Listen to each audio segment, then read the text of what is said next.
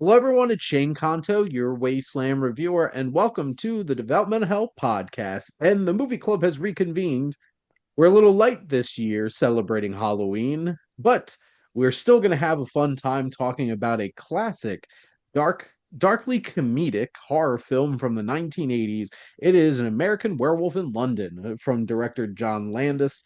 And it's Griff, it's Vinnie and I this time joining you to discuss this film. And, we'll start things off doing our usual with going around the horn, general thoughts, and giving an idea of, is this your first time watching it? How many times have you seen it? But first off, American college students David Kessler and Jack Goodman on a walking tour of Britain are attacked by a werewolf that none of the locals will admit exists. Jack dies. David recovers in the hospital where he has nightmares. That really is only like a description of the first 10 minutes of the movie. Good job, IMDb. What a great synopsis you had there. But let's start with you, Griff. What's your experience with the film and what were your general thoughts? The first time I saw it was 20 years ago because AMC used to run it all the time. Then I watched it for the second time a couple days ago. I liked it. I usually don't go for those types of movies, and it's Mhm. actually weird for me to watch a movie like that directed by a guy like John Landis, who's known for directing comedies, Animal House, Blues Brothers, Trading Places, Coming to Mhm. America. Now, this was actually a movie that he wrote when he was working as a gopher on the Clint Eastwood movie Kelly's Heroes. This was in Yugoslavia. He wrote the movie, he shelved it for, well, yeah, 10 years. And then after his success with Animal House, Blues Brothers, and Kentucky Fried Movie, he had enough clout to get that movie made. And yeah, ultimately it became what it became. It was a good movie, and very innovative, though. The makeup, Rick Baker, the great Mhm. Rick Baker, who later worked with Eddie Murphy on Coming to America and the Nutty Professor movies and Norbit. Norbit. Academy Award winning Norbit. Or No, it was only nominated. It didn't win. Well, Academy Award nominated Norbit, which is still very weird to say, but as Griff pointed out, pretty famous special effects artist who did it. So there you go. But no, we will certainly talk about the change in this movie because it's something really ridiculous and legit. But Vinny, your experience with the film and your general thoughts. This was my first time watching it. It was one that I had on my Halloween watch list for this year, like just a whole list of horror movies I haven't seen yet, but I want to see. And I'm so happy I finally had a chance to watch it. I had a great time watching it. I thought the performances were great. As Griffin said, the makeup effects are incredible. It has a great soundtrack, and it is it is funny, like no pun intended, that John Landis, first he made a bunch of comedies, but then he made an American Werewolf in London, because the movie actually, aside from being like scary, it's also surprisingly funny. And like I found, like, I was laughing out loud quite a few times during it. And yeah, I just thought it was a great movie. And of course we'll go more into detail about this, but yeah, that transformation scene was tops. So I think this is like my fourth time watching this at this point. I didn't watch this until probably after college, I think. Horror was never my thing growing up or even going into college. We could give a member of the movie club, Matt, a bit of credit for actually getting me to watch horror films. Because a film club, because he did a double feature special series on what was it, The Devil's Backbone and Let the Right One In. And those were two of like like first time they like really sat down and watched horror movies in that way. My brother was always into slasher films. I was not, but I watched a few of them with him growing up. But this one, I think this is a film that is generally more accessible from a horror perspective, only because I think because the humor of it. But I love this movie. I think this is fantastic. Don't tell you should never have gone up to John Landis and called this a dark comedy because he's like, it's not a comedy. It just has humor in it. I'm like, okay. Semantics. But yes, this is very much a werewolf horror film with some folk horror, especially with the like small town and the pentagram and all that fun stuff. With werewolf lore. And there's a lot of other elements of this film that I really love, but I think we should rip the band-aid off and talk about that transformation scene right now. Because damn, it was legit. And here's a few fun facts on how they made some of this work. When they had his whole legs like stretching out and doing all those crazy things, it was basically because like they had his lower half of his body through the floor and they were like fake legs doing all that stuff. The hair growing out of his body was just hair being pulled through skin and shot in reverse, which was pretty cool. And just that whole thing is some top tier body horror. It's so grotesque and everything, like his face stretching out and everything. Yeah, yeah, yeah. Because you know what? Like it was just it was so refreshing to see a werewolf transformation like that because especially these days where like a lot of times in a movie if you have a werewolf transformation it'll be like maybe 5 to 10 seconds of someone like becoming like a CGI werewolf like Mm. like this transformation is pretty drawn out and like it feels all the more painful because of that because like Shane like you said like you see his legs stretching out the hair coming through his his face elongating and like this like the snout coming out and like it was like it was masterfully done and all like all props to Rick Baker just incredible through and through. A legend, for sure. What were some of the things that stood out to you, Griff, about the transformation? If I'm not mistaken, John Landis had said of Rick Baker, as far as the transformation's concerned, make it something that's basically never been seen in a werewolf movie before. So Baker and Landis talked about if you for who knows how long, we'll do this, we'll do that. And yeah, it ultimately became what it became. But I think if I'm not mistaken, Baker wanted to make the transformation longer, but then Landis wanted to make it shorter. So they got into arguments about that, but then ultimately they settled on what was seen in the movie. Which it is a long scene and it really plays out well building up because um David Naughton, who too familiar with a ton of his other work for sure, but I feel like should get a lot of credit for like he showed a lot of pain through that sequence and fear, and he does a really good job of selling that, like him looking at his hand Mhm. and it like stretching and everything, and like just the anguish he's going through when his face is like pulling and stretching out and everything. It was really cool. And speaking of like the rest of the makeup, Griffin Dunn of After Hours fame, as his best friend Jack, when he keeps showing up. I love that idea because this is really Yeah. twisted that he has these other like the dead spirits of the victims coming back and being like, kill yourself,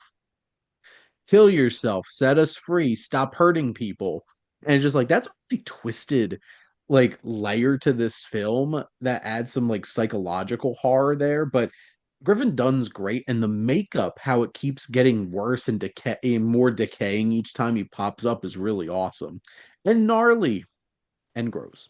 Yeah, Griffin Dunn actually he was just as disturbed by it as well, and he said to John Landis like, "Oh, how am I going to go through with this? No one's ever going to see me as anything else except for this decayed character." Well, he brought the humor, so he Mm. definitely stood out more throughout the rest of the film. Yeah, But yeah, and as okay, far Griff. as no, it's as far as David Naughton is concerned, John Landis saw him in a Dr. Pepper commercial. That's where Landis got the idea. And then you want to get the kicker? Because of the nude scene in the zoo, Dr. Pepper cut ties with Naughton. Just like, well, because you're naked, we can no longer have you as our spokesperson for Dr. Yup. Pepper. So, I mean, obviously, this was David Naughton's like biggest film. Griffin Dunn obviously had a few other ones, and like I love their dynamic, and I love how this film just drops you right in it. Like they're walking through the field, you get the dynamic between David and Jack. They have great chemistry as friends, bickering back and forth, and then brutality. This film is extremely efficient in terms of its storytelling because we're dropped right into it. And then when it ends, it doesn't give us like this whole entire like dawn like explaining out kind of ending. It ends. It's like Right. werewolf dead and desolation everywhere and the Piccadilly Circus and everything. It's just like, wow, this was messed up. A Well, lot of well, bad things happen. you know, it's pretty neat how like, between this and The Fly, you have two like great 80s body horror movies, and they both they both end up the same way with like with the monster tragically getting shot at the end and killed it would make a great double feature along with The Fly in Yeah. my opinion. Absolutely. I will say they do have a lot of similarities. I don't know about you both, but I'm a humongous fan of The Fly, and I love that movie. I love the relationship between Jeff Goldblum and Gina Davis in that. I think Jenny Agutter here, I think she does a really fine job. I think she's charismatic. Um, I don't know why Alex is so committed on taking care of this man, but she's a real one. Mm. She's just like so sticks with him throughout this whole entire thing. Like I don't 100% buy. I think the film takes some shortcuts and just automatically like she's attached and it just accept it. And we go on with the movie. But like their dynamic and their chemistry is great and her being there right when that happens and I think they do a good job of minimizing the actual showing of the werewolf because and it's very interesting because like this isn't like um Unchained Jr. of like I have like gloves on and like a mask and some hair. And then the rest of him just humanoid. Like this is an actual wolf. And like the mechanics of it, that shot, I love that sequence in the subway which Oh obviously is yes. not called a subway in London, but whatever. Um, but like the whole POV shot of this guy being chased, and then finally you get that like over the top shot of him on the escalator and the werewolf like skulking into Yeah. frame and Mhm. everything. That's the first time like we see what the werewolf looks like, but it's far enough away to keep that tension building up until the end where we really get to see it in its glory and it really works like the transformation gets so much love but like I think the design of the werewolf in this movie is actually really unique and cool compared to most werewolf films for I sure. one thing I also really liked about John Landis's direction. He does really well with with visual jokes, especially especially Hmm. in the sequence with what's the main character's name? I'm blanking. I'm sorry. Was that David? Yeah. Yeah, especially the scene near the end with David's transformation in the porn theater. Yes. Um, but then like also. I mean, I wouldn't. I don't know if I call this like a visual joke, but it is clever nonetheless. Like in the beginning when the guy with the sheep drops David and his friend off at like wherever they have to, like you have them riding in the back of the truck with a bunch of sheep. So like you have David. He's not a wolf yet, but he is practically like a wolf. He's a wolf amongst sheep, and I just thought that was like a very clever, like a very like clever not it's not a joke technically, but it's a clever visual nonetheless. Yeah, there's a lot of little details like that throughout this film, and everything's so it's done so specifically. Like, there's a lot of little things in this film that are done on purpose to like build up different types of stuff like that. You also have, I think, one of the more interesting elements of his pre-transformation is the hauntings that he's having in his Hmm. dreams. And one, you have that like his ghoulish face when he's in the bed in that one nightmare, and then the other one with like the demonic Nazis raiding that home and just like slaughtering everybody, and just like, what is going on Okay, here? that's the only scene in the movie where I really didn't. It's not a complaint. I'm just saying, like, I really didn't know like what that scene was supposed to like tell the audience. Like, do you guys have any idea of like what the purpose of that was? I know, like, on the surface it's just meant to like he's having these horrible nightmares and these things that are like haunting him and are dark and twisted. I don't know what it says about David that he's worried about like deformed demon Nazis coming in and slaughtering his family. But like, I don't know how much deeper of meaning it was supposed to have outside of like the context of like he's just having some weird ass dreams. Yeah, or that anything could happen at any given moment. Especially when it's a double dream, right? Mhm. Because he wakes up and you have Alex there with him, and she's just like, "Are you okay?" And then she gets like slashed, and then he wakes up again. He's like, and David Naughton's reaction when he wakes up is like so great. That was one of the, I think, the moments I laughed the most is just his reactions to things in this film are so good and so on point. I do appreciate the elements of this small town and them obviously knowing that there's a werewolf and wanting to like, they're like, not our problem anymore when he gets taken into the city and everything.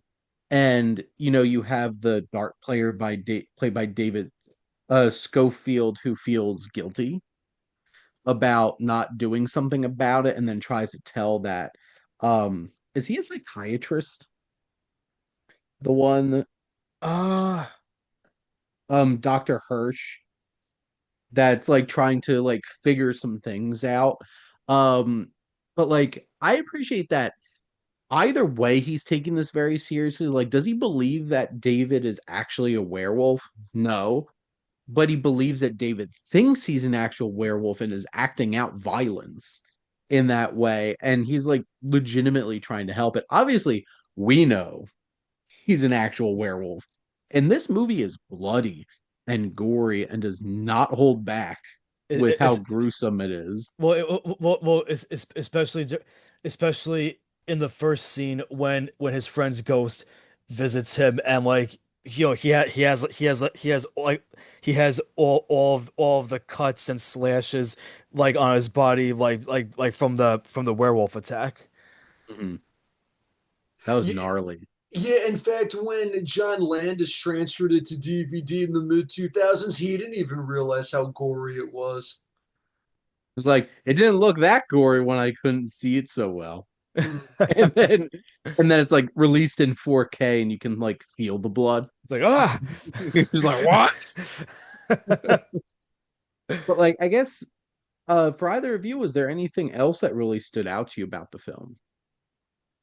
I would say when Michael Jackson saw the movie, he loved it so much that he got John Landis involved and Rick Baker involved in the Thriller video. And when you put those two side by side, definitely there's a lot of similarities. You know, the ambiance, you know, the makeup, that whole creepy, eerie feeling that both an American Werewolf in London and that the Thriller music video had.